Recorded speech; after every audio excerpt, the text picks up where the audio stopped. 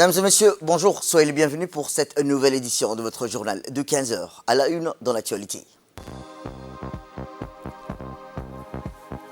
À la une dans l'actualité nationale, le président de la République, son Excellence Ismaël Omar Guelleh, a reçu M. Hamdok dans le cadre de ses efforts de paix au Soudan. Toujours dans l'actualité nationale, la gendarmerie nationale célèbre en grande pompe son 47e anniversaire de sa création. Et enfin, dans l'actualité internationale, le Hamas dénonce l'assassinat du numéro 2 de l'organisation.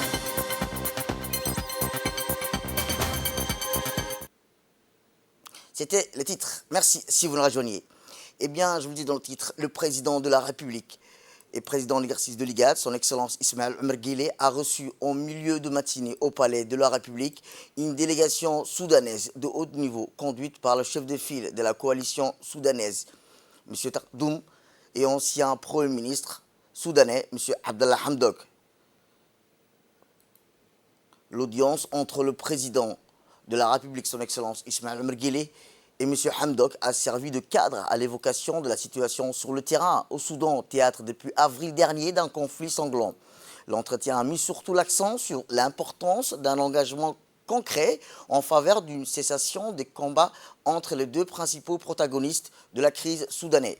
Cette audience entre le président de la République, son Excellence Ismaël Omar Guelleh, et M. Hamdok a trait à la médiation conduite par le président en exercice de l'IGAD, son Excellence Ismaël Omar Guelleh, sur les modalités d'une sortie de crise au Soudan pour propulser ce pays frère à renouer avec la paix et à la stabilité. Au cours de discussion, plusieurs sujets ont été abordés, notamment les défis humanitaires, politiques, socio-économiques auxquels le Soudan est confronté, cherchant des moyens d'apporter un soutien efficace et coordonné pour la population civile touchée par ces conflits qui durent plus de 8 mois. A noter que la coalition soudanaise est une coordination des forces civiles démocratiques soudanaises conduite par l'ancien Premier ministre soudanais, M. Abdallah Hamdok. Côté djiboutien, c'est le ministre des Affaires étrangères et de la coopération internationale, M. Mohamed Al Youssouf, l'ambassadeur de la République de Djibouti auprès de la République du Soudan, M. Issa Khair Roble, le directeur du département du monde arabe au ministère des Affaires étrangères, M. Mohamed Ali Ouaïs, ainsi que le secrétaire général de la présidence, M. Mohamed Abdoulaye Ouaïs, ont pris part à cette audience. Écoutons à présent le ministre des Affaires étrangères de la coopération internationale, M. Mohamed Al Youssouf, après la rencontre entre la délégation soudanaise de haut niveau conduite par le chef de file de la coalition soudanaise et ancien Premier ministre, M. Abdallah Hamdok, et le chef de l'État. Bismillah ar-Rahman ar-Rahim. Le président de la République a reçu l'ancien Premier ministre, M. Abdallah Hamdok, à la tête d'une forte délégation des partis civils, des partis politiques au Soudan. Ce pays frère est entré vraiment dans une situation de crise profonde et donc il était de devoir du président de la République, qui est en même temps président de l'IGAD, de consulter toutes les parties prenantes au Soudan. Nous sommes en train de travailler sur un objectif précis, c'est l'arrêt des hostilités, pour que les questions humanitaires puissent être réglées. Et ensuite, les questions politiques, le Soudan, je crois, ne peut pas régler cette crise par des moyens militaires. Il ne peut qu'aller dans le sens de la solution politique. Donc il était très important pour le président Guelleh d'écouter tout le monde et de soumettre par la suite donc, une formule à ses pairs de l'IGAD, aux différentes parties prenantes au Soudan, afin d'aller vers cet objectif que nous avons indiqué et qui est un mandat qui a été donné au président Guelleh par ses pairs de l'IGAD. C'est-à-dire, la feuille de route dit, il faut que les deux généraux puissent être réunis pour arriver à un cessez-le-feu et un arrêt des hostilités. C'est l'objectif principal. Cet objectif est très compliqué, mais Djibouti assumera ses responsabilités et nous allons travailler tranquillement avec tous les partenaires afin que nous puissions réellement arrêter les armes, les mettre sous silence dans ce pays frère et faire en sorte que le peuple soudanais, qui mérite, n'est-ce pas, la paix et la stabilité, puisse encore une fois bénéficier de ce cadre de tranquillité dans lequel il a toujours vécu. Voilà un peu, je dirais en résumé, les tenants et les aboutissants de cette rencontre entre l'ancien Premier ministre Abdallah Hamdok avec une série également d'hommes politiques et de partis qu'il représentait avec le président Guelleh ce matin. Autre actualité dans ce 15 heures, et je vous le disais dans le titre, la gendarmerie nationale a célébré en grande pompe aujourd'hui son 47e anniversaire de sa création au centre d'instruction Cheikh Moussa. La cérémonie riche en couleurs a été présidée par le Premier ministre, M. Abdelkader Kamel Mohamed. Ont pris part à cette manifestation M. Dileta Mohamed Dileta, président de l'Assemblée nationale, M. Hassan Omar Mohamed Bourhan, ministre de la Défense, chargé des relations avec le Parlement, M. Hassan Saïd Khairé, directeur général de la sécurité nationale, le général de corps d'armée, Zakaria Cheikh Ibrahim, chef d'état-major général des armées, plusieurs membres du gouvernement, des parlementaires, plusieurs ambassadeurs et des commandants des forces amies stationnés à Djibouti. À la place du rapport, la troupe composée de 3 groupements, en l'occurrence le groupement judiciaire, le groupement spécialisé et le groupement mobile, d'un détachement du gendarmerie nationale et du GIGN et d'un bloc constitué exclusivement du personnel féminin, ont procédé à la prise d'armes droit dans leurs bottes. La troupe d'honneur était placée sous les ordres du lieutenant-colonel Hussein Mohamed Qayad pour la prise d'armes après l'accueil sur le rythme de l'hymne national interprété par la fanfare des forces armées djiboutiennes.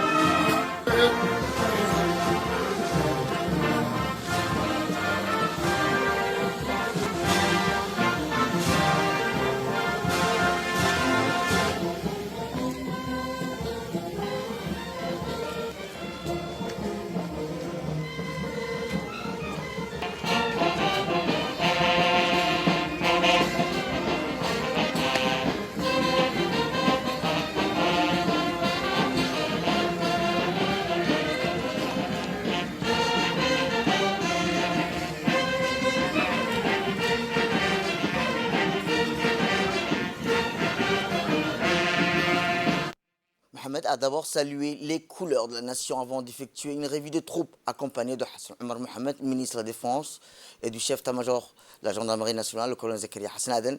Lorsque le parrain de la cérémonie a rejoint sa place sur la tribune officielle, le programme débute par la lecture des versets coraniques.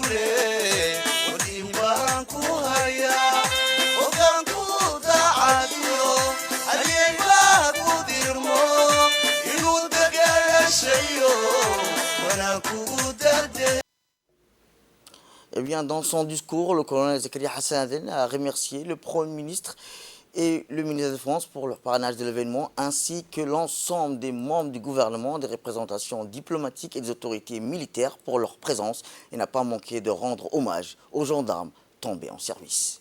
C'est avec un profond sentiment de fierté et un plaisir indescriptible que je me tiens devant vous aujourd'hui à l'occasion de cette cérémonie qui commémore le 47e anniversaire de la Gendarmerie nationale.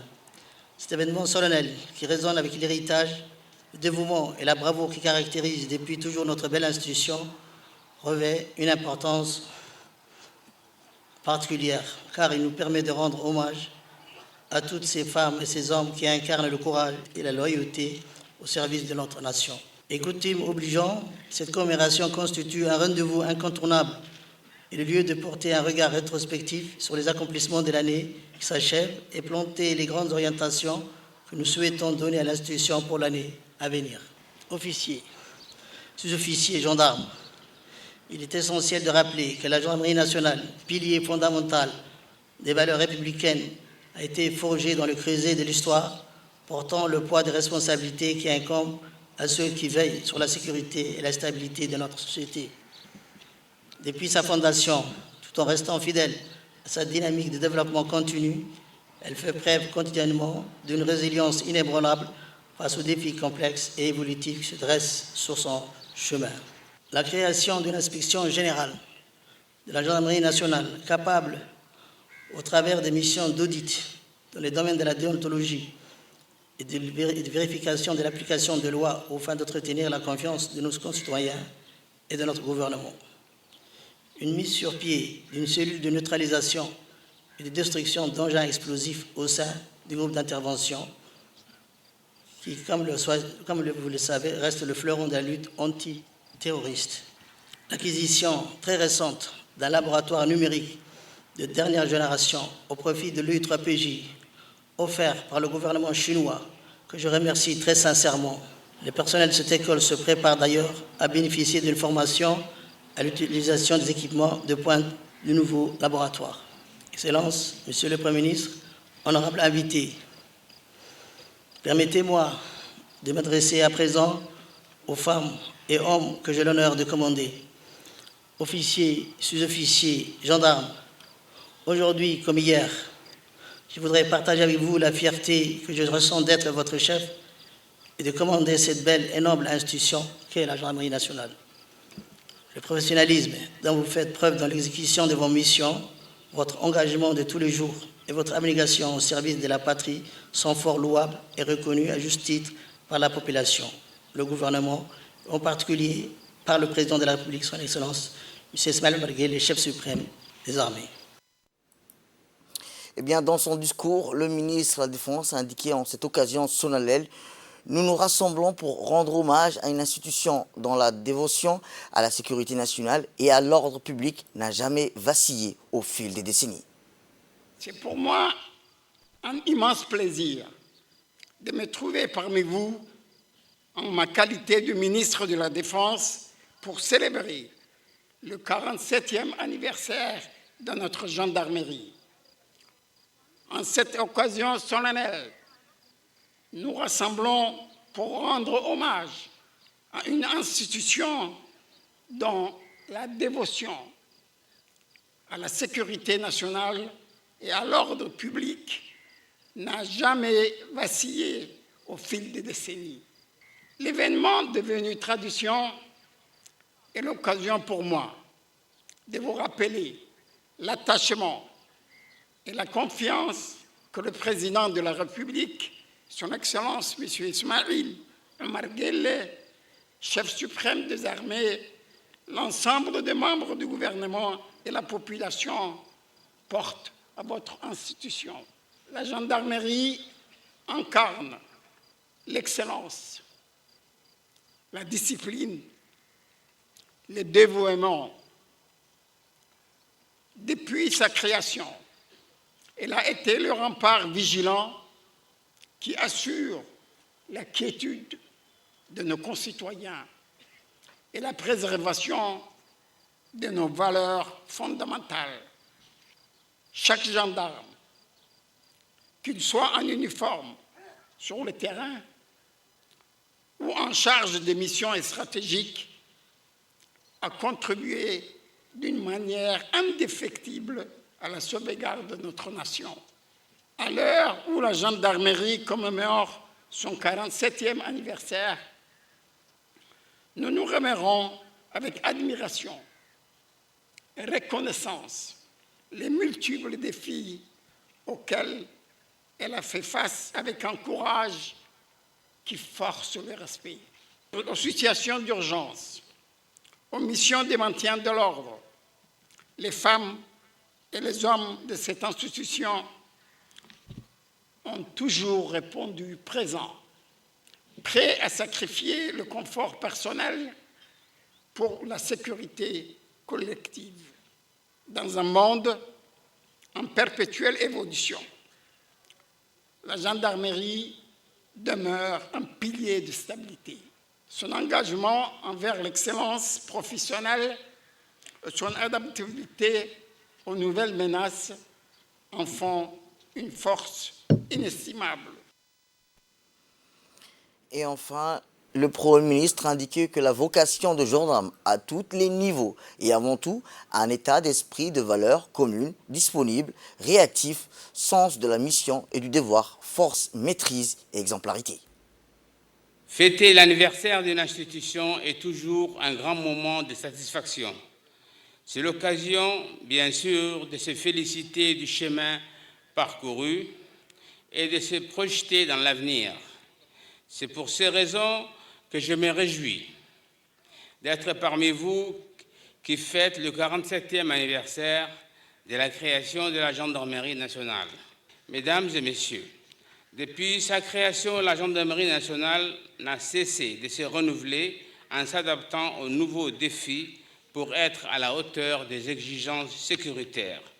Votre institution est inévitablement concernée par les mutations de la société au sein de laquelle elle évolue. Les valeurs de votre engagement quotidien, votre dévouement, votre rigueur qui en découle doivent être en permanence valorisées, renforcées pour faire face aux évolutions de la société. Votre spécificité est garante de votre efficacité au service de la population. La vocation des gendarmes à tous les niveaux est avant tout un état d'esprit, des valeurs communes, disponibilité, réactivité, sens de la mission et du devoir, force de maîtrise, exemplarité. Par l'effort permanent de formation que vous réalisez, vous incluez à tous vos personnels ces valeurs qui font l'honneur de la Gendarmerie nationale, où la dimension collective est essentielle pour le bien du service et l'accomplissement de la mission. Disposer d'une force proche de la police et des armées est un atout indéniable pour la nation dans le continuum de défense et sécurité. C'est tout le sens des décisions prises par notre président, son Excellence Ismaël Omar Guelleh, chef du gouvernement, chef suprême des armées, afin que la mobilisation des forces de sécurité se fasse autour d'une vision claire de gouvernance sécuritaire. Enfin, je voudrais insister sur un sujet qui nous préoccupe tous, la sécurité routière. Le nombre de tués sur les routes garde un caractère prégnant, mais surtout une réalité douloureuse. Le combat pour la sécurité routière ne peut être gagné sans l'adhésion des conducteurs, sans réelle prise de conscience des usagers et une profonde modification de leur comportement. C'est pour cela que je suis convaincu que c'est grâce à la présence des gendarmes et des policiers sur le terrain que nos routes deviendront de plus en plus sûres. Votre implication personnelle à la mobilisation de vos unités et des opérations préventives et répressives sont nécessaires. La lutte contre l'insécurité routière est un combat permanent. Puis après, le Premier ministre qui s'est ensuite rendu au pied du monument dédié aux martyrs pour déposer une gerbe de fleurs et lire la Fatiha. À l'issue du dépôt du gerbe, les officiels ont suivi une démonstration du savoir-faire de la brigade cynophile de la gendarmerie ainsi qu'une parade.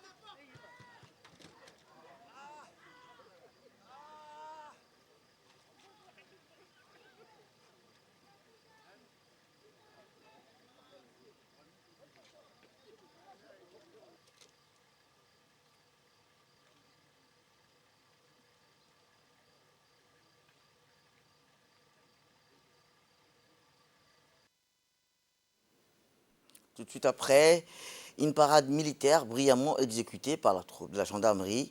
Et enfin, le chef d'état-major de la gendarmerie nationale a convié ses hôtes à un rafraîchissement au centre de conférence, lieutenant-colonel Houch Roble Idli.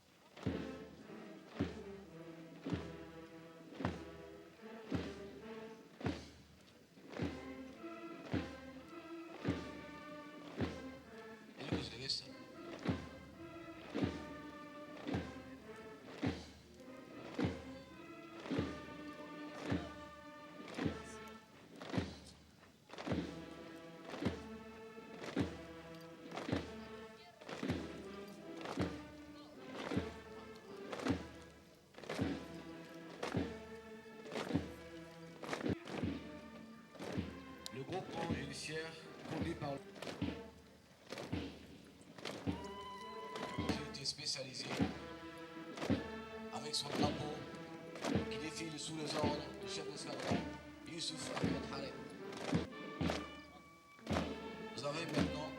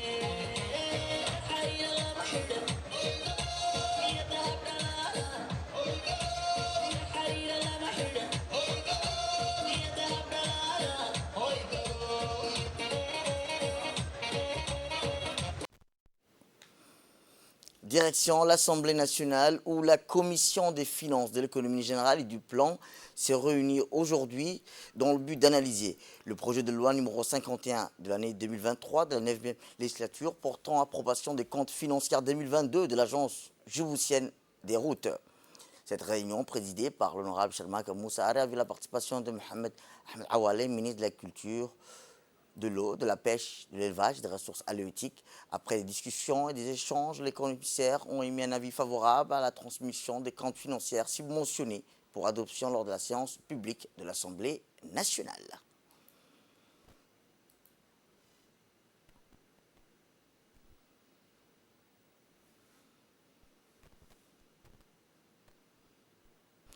Direction le sud du pays où le lycée général de Dikil a eu l'honneur de célébrer la réussite et l'excellence de ses élèves lors d'une cérémonie de récompense organisée par la proviseure du lycée général de Dikil, Mme Nim'a Ahmed Farah.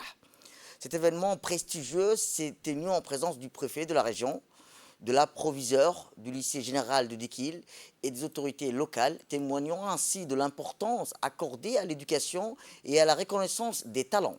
La cérémonie était marquée par la présence de nombreux élèves de leur famille et d'éminentes personnalités de la région. Elle a été l'occasion de mettre en lumière les efforts et les résultats exceptionnels des meilleurs élèves du lycée général de Dikil. Ces jeunes talents ont été récompensés pour leur engagement, leur persévérance et leur excellence académique. La cérémonie a également été l'occasion de mettre en avant les enseignants dévoués du lycée général de Dikil qui ont joué un rôle essentiel dans la réussite des élèves. Leur engagement et leur passion pour l'enseignement ont été salués et reconnus par l'ensemble de la communauté éducative. Enfin, dans cette nouvelle année, la cérémonie de récompense des meilleurs élèves du lycée général de Dikil a été un moment de célébration et d'inspiration pour tous. Elle a rappelé l'importance de l'éducation et a encouragé les élèves à poursuivre leurs efforts pour atteindre l'excellence. Salle des classes remplies de lumière où chaque jour on apprend et on espère. Les professeurs, des guides bienveillants, nous transmettent des savoirs passionnants. Nous sommes fiers de notre lycée, un lieu où l'on peut s'épanouir et briller. Un endroit où les rêves prennent vie, où chacun peut trouver sa voie, son envie. L'étude est un trésor, une clé qui ouvre les portes. Elle nous donne les ailes pour atteindre les plus hautes cimes. Chaque jour, chaque heure consacrée à l'apprentissage nous enrichit, nous façonne, nous donne du courage. Les connaissances acquises sont un héritage précieux. Elles nous guident vers un avenir radieux. Les filles, écoutez mes mots, ne laissez pas tomber. L'école est votre schéma pour briller et avancer. Vous êtes des étoiles brillantes, des forces puissantes. C'est merveilleux, cher proviseur. Je suis ravie de vous écrire un poème pour célébrer votre succès à venir. La première femme nommée à la tête du lycée régional. Écoutons à présent l'inspecteur par intérim, M. Gadito Ahmed. D'abord, bonne heureuse année au président de la République, son Excellence M. Ismaël Marguilé, à la première dame, Mme Khadra Mohamed Haïd, au ministre de l'Éducation nationale, M. Mustafa Mohamed Mahamoud, au préfet de la région de Dikil, au président du conseil régional, M. Mahad, vice-président M. Ibrahim Gourou Abdallah, honorable invité, parents d'élèves, chers élèves, professeurs, parents, honorables invités, je vous remercie d'être venus si nombreux pour cette cérémonie de remise des cadeaux à nos meilleurs élèves du premier trimestre et qui honore la promotion 2023-2024. Mes quelques mots seront d'abord aux élèves, et spécialement pour les jeunes filles, ensuite les parents. Cette cérémonie de remise des cadeaux représente un moment infiniment joyeux qui consacre l'ensemble de vos efforts du premier trimestre et une étape de motivation vers votre avenir. Aux élèves qui seront récompensés aujourd'hui, vous êtes la fierté de vos parents, de vos proches, de vos classes respectives. Je vous demande, Inch'Allah, de multiplier vos travail, d'aider vos camarades en difficulté et rendre fier votre lycée jusqu'à la fin de l'année. Pour les autres, ne baissez pas le bras, ce n'est que le début. Relevez-vous, car il vous reste encore des trimestres pour prouver vos compétences et vos capacités de réussir. Aux jeunes filles du lycée, maintenant, je veux que vous doublez, triplez vos efforts. Je souhaite vous voir toutes au-dessus. Ne vous laissez pas distraire par les futilités de la vie. Prenez exemple de vos enseignantes ou de moi, la proviseure en personne. C'est après tant des années de travail acharné qu'on est arrivé là où on se trouve aujourd'hui. Je vous encourage énormément de poursuivre vos études jusqu'à la fin. C'était les propos de la proviseure du lycée de Dikil, Mme Ni'ma Ahmed Farah, lors de la cérémonie de récompense. Écoutons à présent l'inspecteur, M. Gaditou Ahmed plutôt. Plaisir que je m'adresse à vous aujourd'hui en qualité d'inspecteur lors de cette magnifique cérémonie de remise des prix aux meilleurs élèves de chaque série organisée par notre proviseur, Mme Ni'ma, du lycée de Dikil. Tout d'abord, permettez-moi de la féliciter pour son initiative louable. Cette cérémonie est le fruit de son développement constant en faveur du progrès des résultats des élèves. Cette initiative vise à stimuler une saine concurrence entre les élèves tout en améliorant la qualité de l'enseignement et de l'apprentissage, ce qui se traduira inévitablement par une augmentation des taux de réussite. Je me souviens encore une fois de notre première rencontre lors du dîner avec les élèves de cette année ayant remporté le Grand Prix à l'occasion du dîner.